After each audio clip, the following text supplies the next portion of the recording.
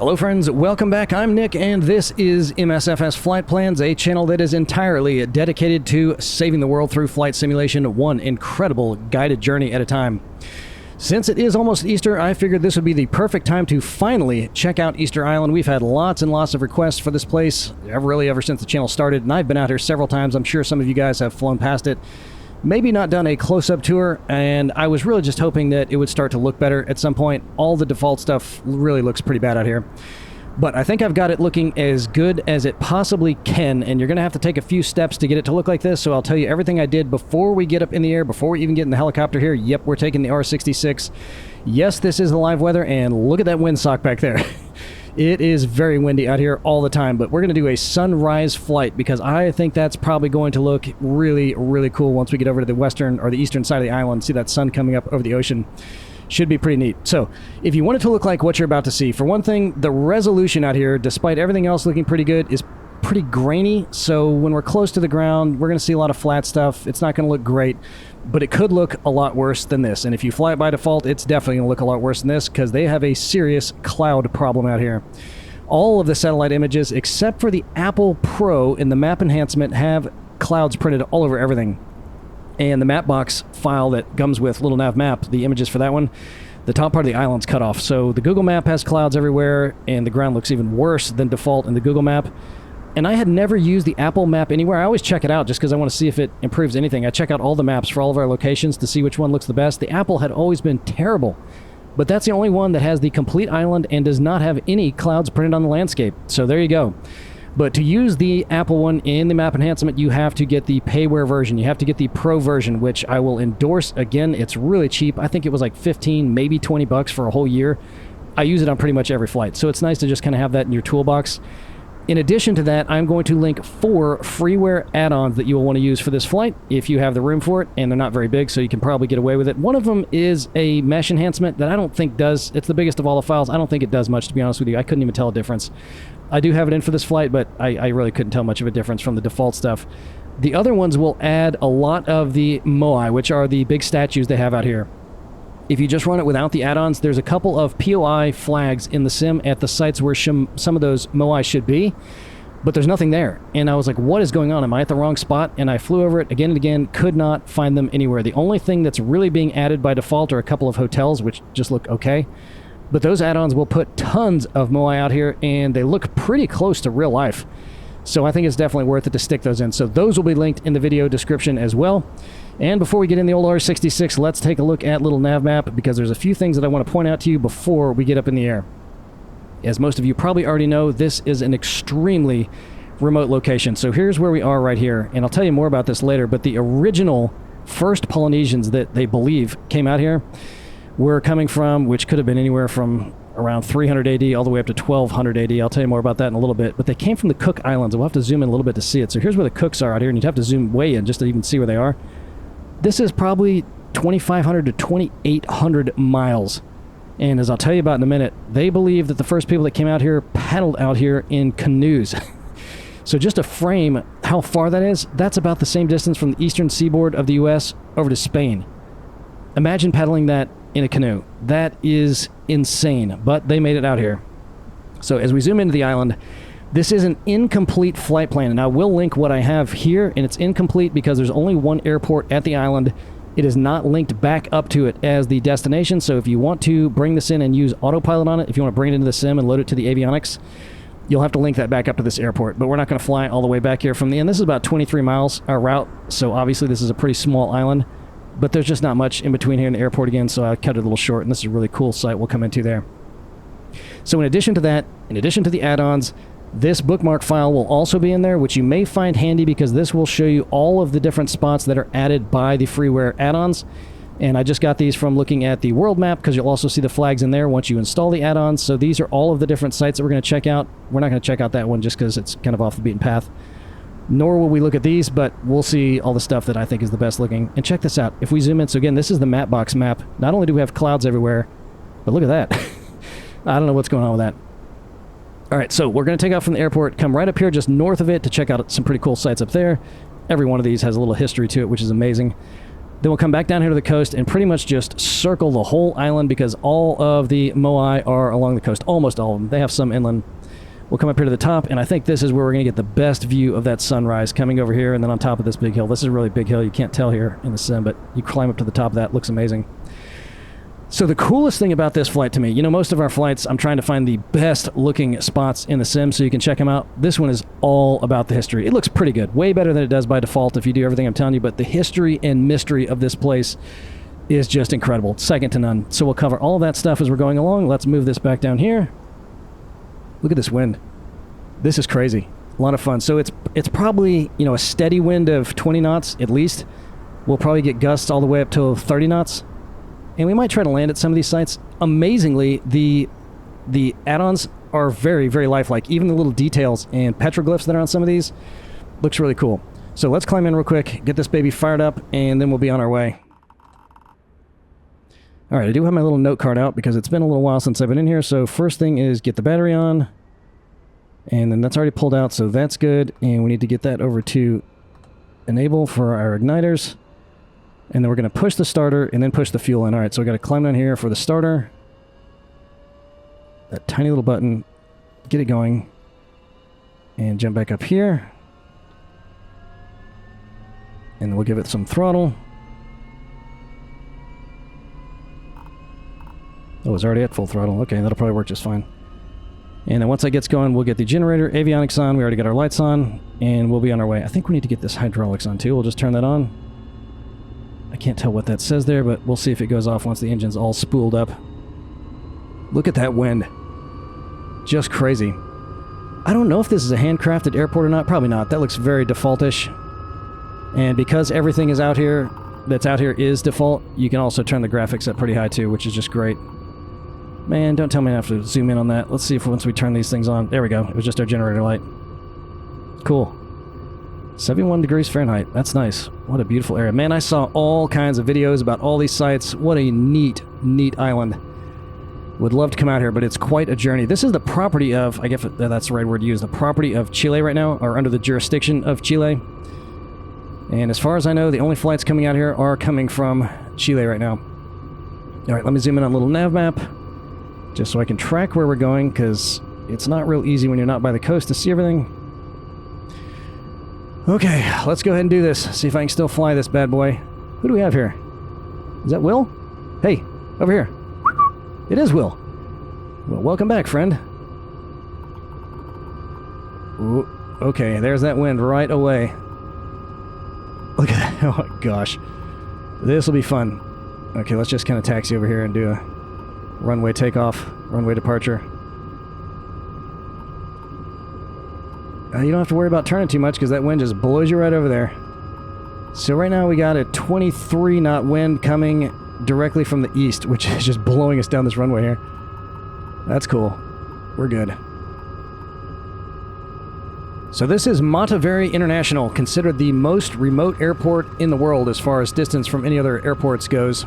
And if the info on Wikipedia is correct, the only commercial airline currently serving this place is LATAM, which has a route to Santiago, 2,336 miles away. They say it's about a 5.5-hour flight. But the first flights were 9-hour trips from Chile that started in 1967. And those were on DC-3s. But they upgraded to Boeing 707s in 1970. Imagine that flight. One other very interesting distinction about this airport is that it was beefed up in 1987 to be an abort strip for the space shuttle, a notion that was later scrapped, but the larger runway is what opened the door for bigger passenger jets and a lot more tourism dollars. But because this place is so far from pretty much everything, they have a special regulation that only allows one plane at a time to be closer than halfway from its departure airport. And the rationale behind that is any kind of incident that closes the runway would leave inbound planes stranded with nowhere to land if they get low on fuel. So I guess that would mean that roughly once every 2.5 hours they have a plane landing, if they can only get as close as halfway. Pretty interesting. So it's going to be of no surprise to anyone that the number one reason people want to come all the way out here is to see the massive statues known as the Moai. And if all you know about these things is what you've seen in the pictures, you might think they all face the sea, and the vast majority are right along the coastline, but only a handful face out over the water. The rest of them are turned inland towards the locations of the communities of the original inhabitants. And speaking of the indigenous population, the first settlers are believed to be Polynesians, likely arriving from those Cook Islands, over 2,500 miles away, and possibly in canoes, if the traditions are correct. And there was some debate about the timing that they arrived, but they think it's... Originally I wrote in my notes 800, but then I saw some other websites where people were thinking it was around 300 AD, possibly as recently as 1200 AD. And we'll come back to the history of these sites in a bit, because it's really fascinating. So our first Moai is a single solitary effigy that looks like it's standing in someone's backyard up here. It's called Ahu Huri Aurenga, and has a couple of rather distinctive features. For one thing, it's the only statue to have 4 hands. And all these do have hands, but they can be hard to see because they're etched onto the torso. They're not bas reliefs. And this one is also built on a far more substantial platform, or plaza, than most of the others, and is directly facing the sunrise on the winter solstice. There it is right down there. I got my hands on the controls, but see it's sticking up in that gray area right down there? But what's interesting about that, you really can't see the plaza. We'll check it out at the end. It's not oriented, the gaze of it is not oriented parallel with the sides of the plaza. It's offset by about 20 degrees, and nobody knows why. Actually, nobody knows much of anything about these, which is just adding to the fascination and the mystery. Our next location is Punapau, and it's a quarry inside of an old volcanic crater, and the only location on the island where they could find the red scoria stone used to make the big hats that some of these guys had on, or top knots, is what they called them. And I'll emphasize some. Not all of them had those things on them. And we'll see some of those laying around, and some with them back on top of their heads during this trip. And it's believed that those were meant to represent the chiefs. And here are some of them that in real life look just like this. The hats that never made it to statues are still laying out here on the ground. And in real life, they're not like bright red, but they're definitely more reddish looking than the statues. And that's about what it looks like. But worth mentioning, because this is the only spot on the island where they were pulling them out. Some of those things could weigh up to 10 tons, which only sounds incredible until I tell you how much some of these statues weighed, which I will later. But the fact that they had to somehow get these things on top of them is still pretty impressive. But shoot, if you can row 2,000 miles in a canoe, what's going to stop you from moving gigantic stones around once you get here, right? So we're going to head to the south now, back across the end of runway 28. I don't think we'll have to worry about any traffic, because it's going to be another 2.5 hours before anybody else comes in here. And hit the coast. The current Polynesian name for this island is Rapa Nui, and we're not entirely sure if the original inhabitants had a name for it. But some have speculated that it may have been Te Pito o Te Hanua, which means the navel of the world. And by the 15th century, 2 different factions had developed on the island, grouped by their lineage. And you can imagine what happened as the population grew on this tiny little isolated place with very limited resources. Shortly after the first Europeans arrived, which was a Dutch expedition who showed up on Easter Sunday in 1722, hence the name. But shortly after that, the locals started duking it out and would continue to do so for roughly 25 years. Really all the way up until they just disappeared entirely, which I'll tell you about in a minute. But during the fighting, they started burning their crops and houses, and I'll go out on a limb and assume they probably did a little raping and pillaging, which led to famines, of course, and people trying to hide out underground. But sometime after 1770, they took the last desperate measure and started tipping and breaking all of the statues in an attempt to remove any spiritual essence that could be empowering their enemies. And by the time some French missionaries arrived in the 1860s, not a single one of these things was left standing. These petrol tanks appear to be the only ones that I could find on the island, and I didn't see anything even remotely resembling a large pier or terminal, so I have to assume they are flying all the fuel out here. The internet said some of it comes by ship, but unless they're launching hoses over from the shore, I don't know how they would be offloading it anywhere. They also said the island's power comes from diesel generators, so you know they're probably burning through a lot of it. Our next stop is a site called Ahu Vinapu, and all of you ancient apocalypse fans, like me, will really dig this one. They've got a stone wall down here, 2 of them actually, that are built out of gigantic blocks cut and placed with such extreme precision that no one is really sure how they pulled it off. They're going to be right down there in those rectangular areas. In fact, it looks remarkably similar to a lot of those ancient sites in Peru, if you've ever seen pictures of those, which have also left archaeologists scratching their heads. Let's see how close we can get. See if you can see that. And if you get down there on the ground, which I did, I landed earlier, they look pretty much like they do in the pictures. I think that's as close as we're going to get, but there's the walls there. The similarities between here and Peru has, of course, fueled speculation that South America could have first been populated by people crossing the Pacific instead of coming down from North America, which seems to be the standard, albeit quickly fading, paradigm. So up here, we're going to fly over the most prominent of all the volcanic craters on the island, and there are quite a few. This one is called Ranu Raraku, and in real life, it looks to be covered with some kind of algae or something, but it's going to have a bunch of trees on it here in the sim. It's one of only 3 freshwater pools out here on the island, and is an astounding 1,000 feet deep, which is only astounding when you see how small it is. But you'll see the southern flank, once we get over the top of it here, is starting to erode into the ocean a bit, and eventually that's going to collapse completely, and the sea will infiltrate the cone, or it'll just drain into the ocean, leaving just 2 freshwater lakes on the island. And I wasn't sure if that's where they get their fresh water, or if they got some kind of desalination plants out here. But you know, back in the day, that's where they're probably getting it from. And then once we check this out, we're going to see a spot called Orongo right along the southern rim, which is an old ceremonial center that has now been restored to look as it did when it was in use. Back in the 1700s, the site was used by a birdman cult that had evolved as people were really getting desperate out here, and they had a big annual shindig. They would send a bunch of guys down this cliff. Let's look at this crater real quick. Look at that. Nothing but trees. I'll show it to you at the end. There's no trees in that at all in real life, but it is covered with whatever's under the trees there. But the guys would go down this cliff from that little peak on the other side there, into the water, and swim out to that little... Whoa, we got a big downdraft coming over this thing. Swim out to that little island over there called Mataveri Nui, and try to be the first to swim back with an unbroken egg of a sooty tern, which is a type of bird that would nest on that little island each year. It's the further island, not the tiny one there. And as you can imagine, a lot of the contestants didn't make it back, with quite a few drowning or getting eaten by sharks. But just on the other side of this cliff here, there's a bunch of petroglyph carvings that they think represent winners of the competition. And here's all the little huts that they've restored, right down here on the right, which are really hard to see on the satellite map because the tops of them are sod, which looks just like the surrounding landscape there. There they are. I can't even imagine doing something like that. The guy who managed to survive wouldn't get much more than a pat on the back, but his patron, who was usually a high-status member of one of the 2 clans, would be treated almost like a god, and his tribe would get sole rights to harvest birds and eggs from that little island for the season, which was probably a pretty big deal once they started burning each other's fields out here. So we're going to head back up north along the western coastline to check out the only real population center on the island today, the town of Hanga Roa. 2 of the hotels we're going to see are instant POIs up here, but you'd hardly know it if I didn't point them out because they're not very well done. And those will be here by default. And here comes the town up here on the right. In 1914, the population of this place was only 250. And all the rest of the island was sheep pastures.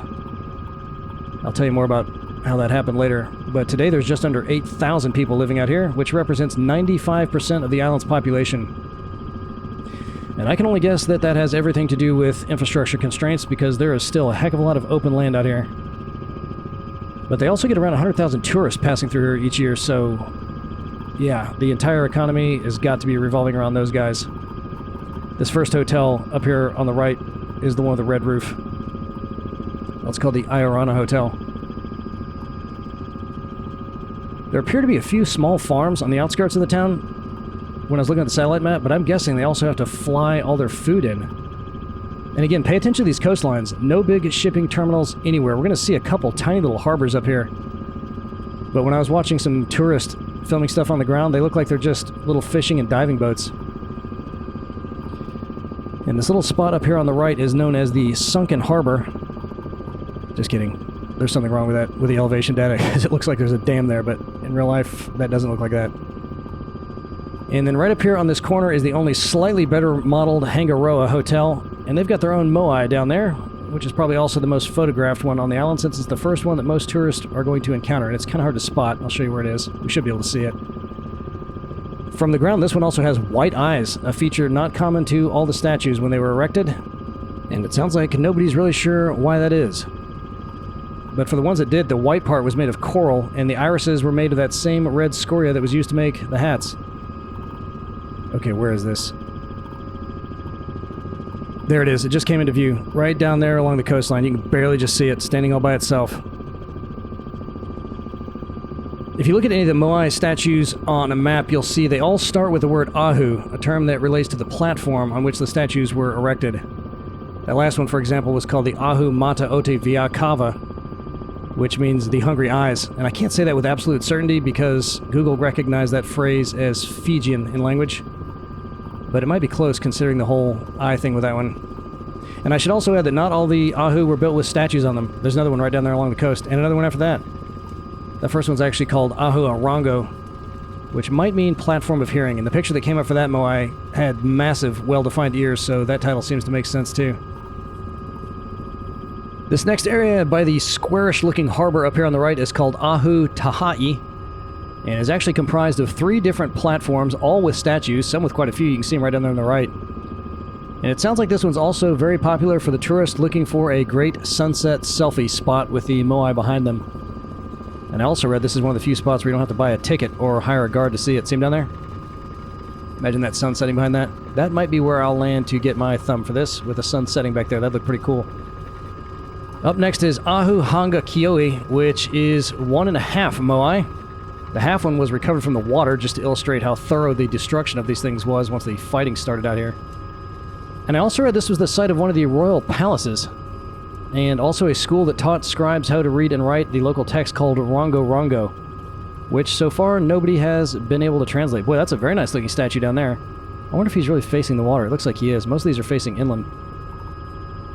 And if you're wondering how that could possibly be that they can't translate that stuff, considering Europeans were visiting the islands while they were still using it, well, over the course of just a couple of years, starting in 1862, almost the entire population was either taken into slavery in a process called blackbirding, where if they weren't taken to slavery, they were making them indentured servants, or they died from disease. You know how it is once those Europeans arrive. And since a handful of the captives did get to become, thankfully, only indentured servants, some of them could gain their freedom at some point, technically. And around 12 of them eventually did, and came back with their European escorts who were carrying smallpox, which killed off everyone still living on the island. But it doesn't sound like there was much to return to anyway. I read that even by the time the first Europeans arrived, the population, the indigenous population, had dropped from a peak of around 15,000, they think, to just around 2,000 or 3,000. And by the last days, the islanders had so completely deforested this place that they may have resorted to even eating each other to survive. Can you imagine what an utter hellhole that must have become? I mean, it's so small you could walk across the longest point of this island in a day. I think it's 12 miles at the longest point, roughly. There's absolutely nowhere else to go. All the food is gone. All the plants are gone. Everyone is in full-blown survival mode, and everywhere you look, these massive statues are just watching it all unfold. How creepy is that? Talk about apocalyptic. And it really makes you wonder why anyone ever came out here in the first place. It's not like someone paddled a few miles out to sea, spotted some land in the distance, thought about checking it out. We're talking weeks, if not months, in a canoe, just rowing out into nothingness. And because that sounds so insane to do that, personally, I think that lends a little bit more credibility to the possibility that these guys knew something we don't think they could have known at that time. Like maybe someone told them there was land out here. Who that was, or how they knew, I don't know. But that just seems insane. Unless it was like prisoners or something you were punishing and just said, start rowing. Our next site right down here on the right is called Autapi'u. And unlike most of the other locations, I was able to get a decent amount of information on this one. All you can really see down here is what appears to be an abandoned Ahu platform. But this is a big archaeological site. And back up there behind it, we're going to see some circular structures that'll be popping in that are the remains of ancient gardens. And they built those to protect their plants from the wind, which is obviously a bit of a problem. And see that little brown thing down there? That's a sign. And if you land behind it, we won't do it on this one. But it's really detailed, which is really cool. It has the name of the location, a little map and stuff on it, which is just such a nice touch for something that you wouldn't see unless you were actually walking around down there on the ground. But they think that the locals got the idea for the circular gardens after seeing how well things were growing down in the bottom of the volcanic craters, sheltered from all the wind. And they said it increased the humidity a little bit too. And they've also got the ruins of another palace up here, and some more of those impossibly precise megalithic stone walls, which I don't think those were modeled, down here. And this is another one of those sites revealing the destruction of the Moai. They found several of them in a bunch of pieces around here, and they just left them lying as they were discovered, which is pretty cool if you look at it from the ground. But getting back to their whole written language thing, even though no one really knows how to translate, well, not at all, that original script, there is some speculation that it may have included celestial navigation instructions, which could help explain how the heck they managed to get out here. And it's just so crazy to me that it was just completely lost. I think it might have been actually a proto-language, which might have just had kind of more like representative signs of ideas, if I was reading it correctly. And if that's the case, it would be the first time they have ever found the source of an independently invented written language, which is also pretty cool. Back at that last site, one of the Google reviewers said there's also a big cave that goes down to the water that was formed by a lava tube. I saw pictures of that also, that shows evidence of habitation, some cooking areas, some more of those little walls, which is so awesome that I can't even think of a word hyperbolic enough to describe it. I would definitely be checking that out. Alright, one more stop along the western coast, and then we'll head over to the east to see how that sunrise looks. This spot is called Ahu Vai Mata, and there were only 4 Google reviews for this one, so I'm guessing it's not real popular. At least it's not as popular as some of those others close to town. But in real life, it just looks like a big pile of rocks with a bunch of toppled moai lying on it. In fact, one of the reviewers just said it's a pile of rocks. And to be honest, that's the kind of stuff I like to see. I enjoy experiencing history as it was the last time humans touched it, which is very rare, especially in an area that relies on tourism for survival. All these standing statues had to be hoisted back up at some time, glued back together, and in a lot of cases, they got their hats and eyeballs reinstalled. I mean, sure, it's cool to see an example of what 1 or 2 may have looked like when they were built, but I like feeling as if I'm the first person to see it in 300 years. There's the pile of rocks. And I got real close to it. I didn't see any of the statues lying. There's like 2 or 3 of them just laying right in the middle of the pile of rocks in real life. But it didn't look like those were modeled. So we're going to head about 4 miles directly east from here. And man, in a little nav map, as you saw, everything north of this spot, so to our left, is just black. No satellite imagery at all. But once we get over this hump here, we're going to come upon the only sandy beach on the entire island. A location called Anakena. Actually, there's one more tiny little beach about a 1/4 mile directly to the east. I don't know if it's modeled in the sim, but we'll try to fly by it because we got to go that way anyway. It looks like it has about 3 feet of sand before it hits the cliffs. But there's supposed to be a bunch of moai out here too, and this is one of the spots where I couldn't find any. So I think there was supposed to be, you know, a default scene out here that just wasn't here. But you'll definitely see the beach, and if you drive down real close... I actually got out and walked around. I thought there might be some tucked in the trees, but there's not. They got a little car park out there, and then like a little table set up with some wine and some food on it. But no moai.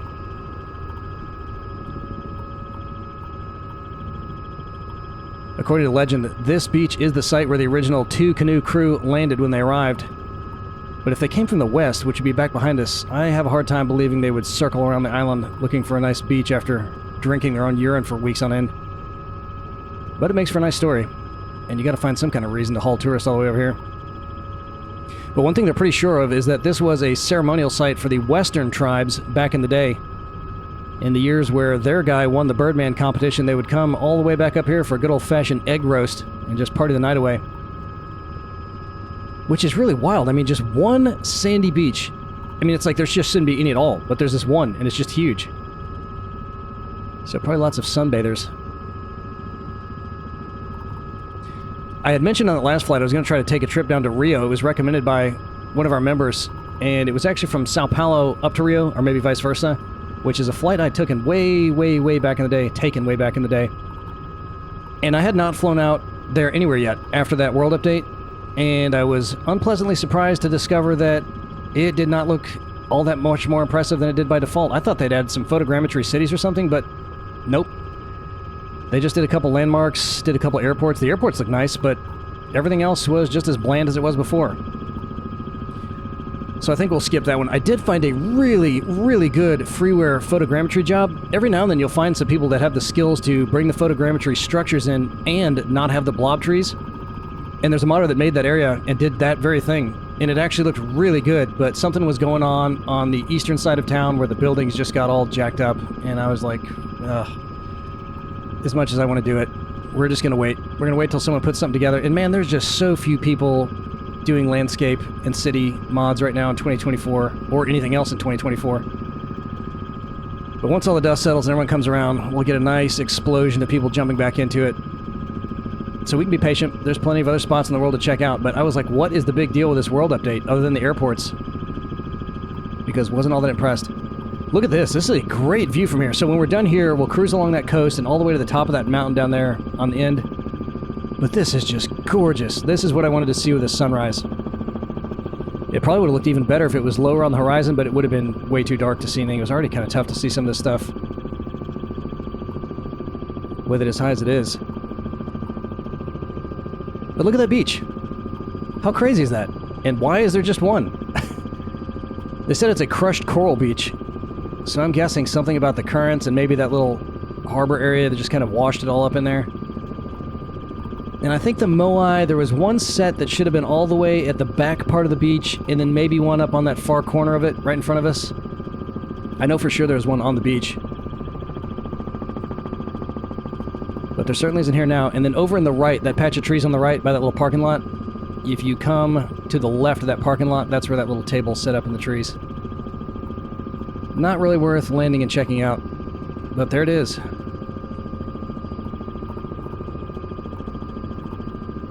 Okay, so we'll just kind of come over here and I'll try to spot their other sandy beach, which really isn't much of a beach at all, but just a tiny little strip of sand. And then we'll head to the next sites. So after we see this, as we come around the horn here, we're going to have 2 more stops before we climb that mountain up ahead to take in the views. The next one is Ahu Te Pito Kura, and that one has a few unique attractions. Is that where the beach is? Nope, I think it's around this little chunk of land sticking out here. For one thing, they've got the largest Moai ever raised down at this. There's the beach right there. That's it. Yep. Maybe when the tide goes out. I like how you can see into the water a little bit, though. That's pretty much what it looks like in real life.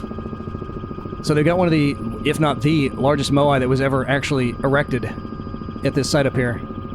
It's around 32 feet long and is estimated to weigh over 80 tons. And I'll show you where they were mining those things out in a minute. But they also left this one as they found it, face down and broken in 2. And his hat's also still down there too, just a few feet off the top of his head. And that thing weighs over 10 tons. And as if that's not cool enough, there's also a magical rock down there, which according to legend was also brought on one of the original canoes. And the thing is not small, it's nearly 3 feet in diameter.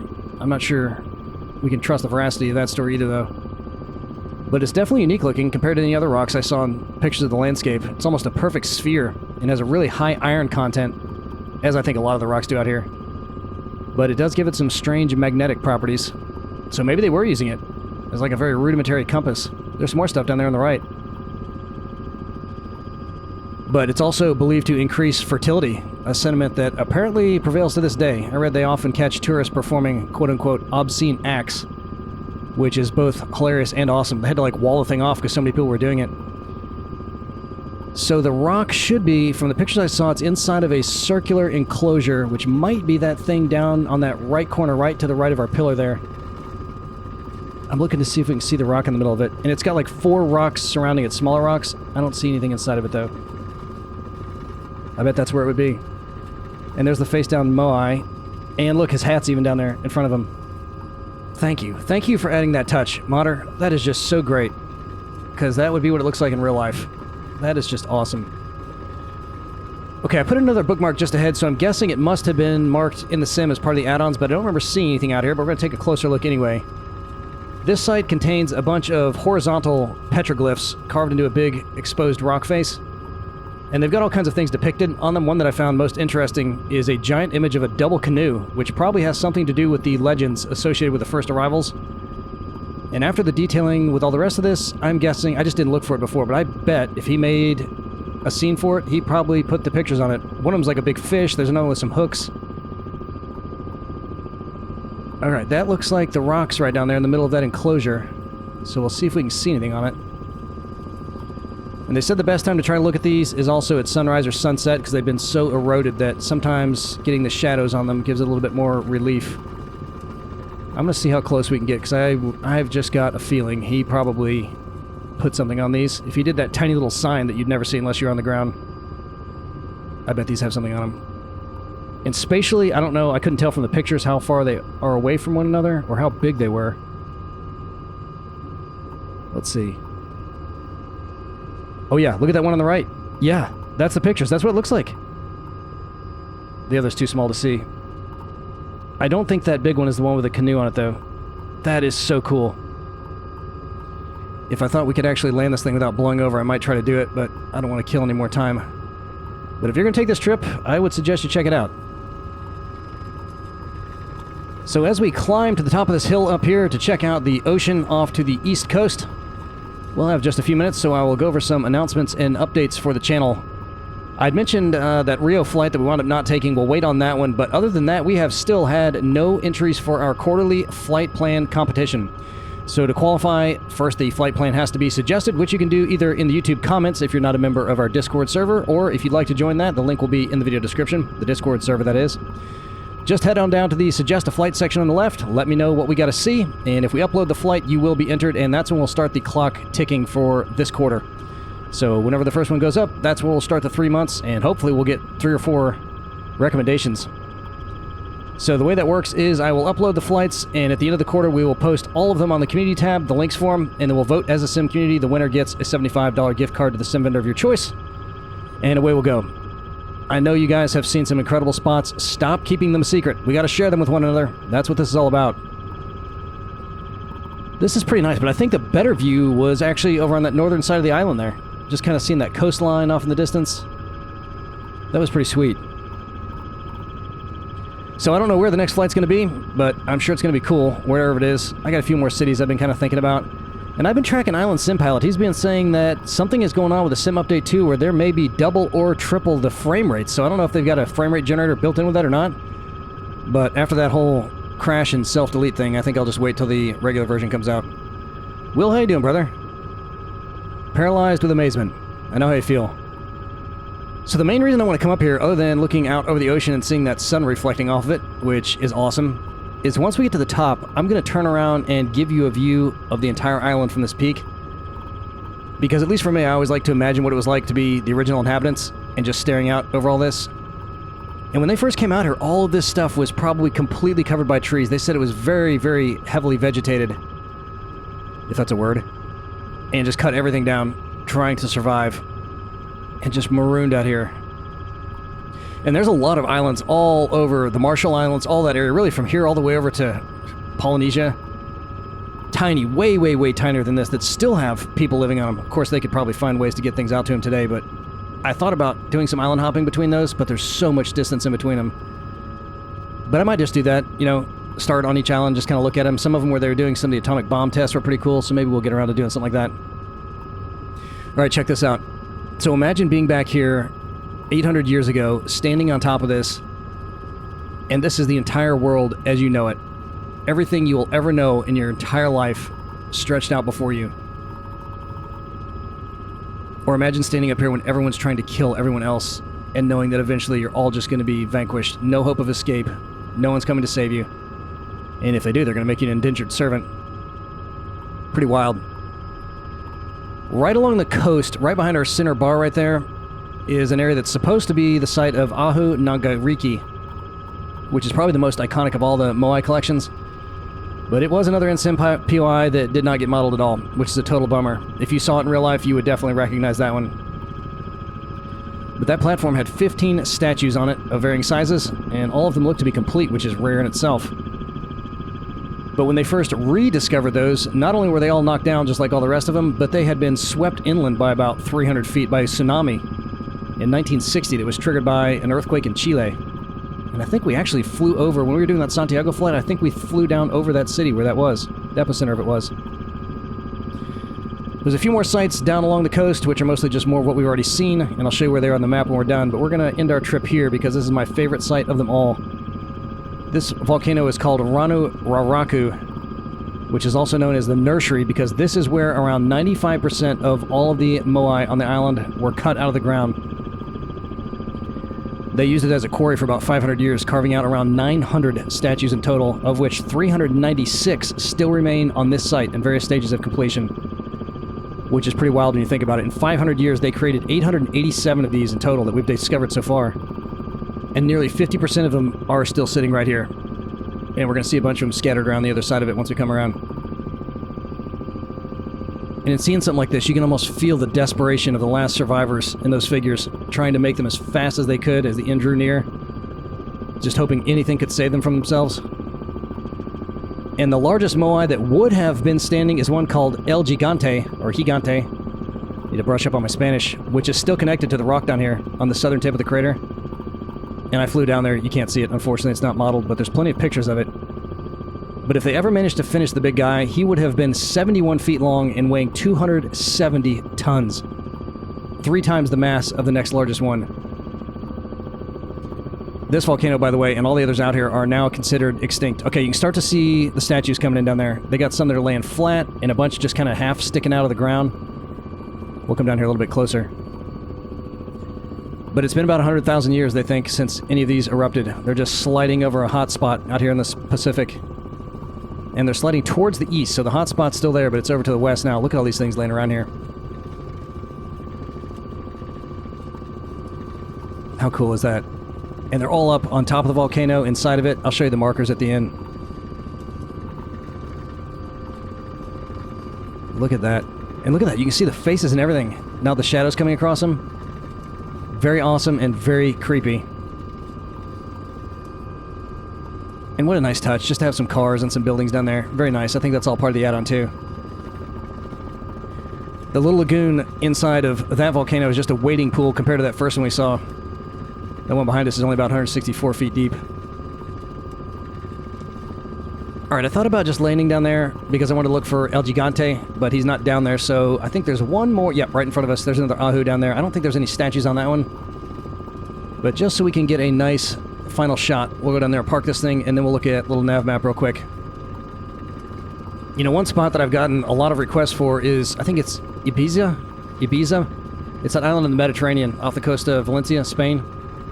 One of our members, and you know who you are, I think has been out there a lot and keeps requesting it over and over again. And I keep flying over it, looking for all the add-ons that might be out there. And that's another one that someone did a pretty nice photogrammetry job on, but there is some major conflict with 2024, and all the scenery keeps flashing and fading, and it would just look really, really bad. So we'll keep an eye on that area too. See if we can get back to it. And one area that I've really gotten my crosshairs, but it's just so massive, I would really like to, just because we've done so few flights out there, some more areas of China or Russia, which would probably have to be landscape tours. There's a couple spots that have some landmark add-ons, but it mostly looks pretty bad. But if you guys know any cool looking areas of just landscape to fly over out in China or Russia, I'd really love to hear about that. And there's a really big, nice looking spot out in Kazakhstan. They got some nice deserts and canyons and stuff out there. Nothing much to talk about, but the landscape's really cool. So maybe I'll do one of those music bed type flights out there just to show you some of those routes. What is that? Looks like a whale skeleton or something down there at the end. Bunch of ribs sticking up. That is an amazing view. Look at those cliffs over there. That just looks wonderful. So good. And when you're facing the wind, it's not nearly as bad as when you're getting a crosswind. This isn't too bad at all. Alright, down we go. And we made it.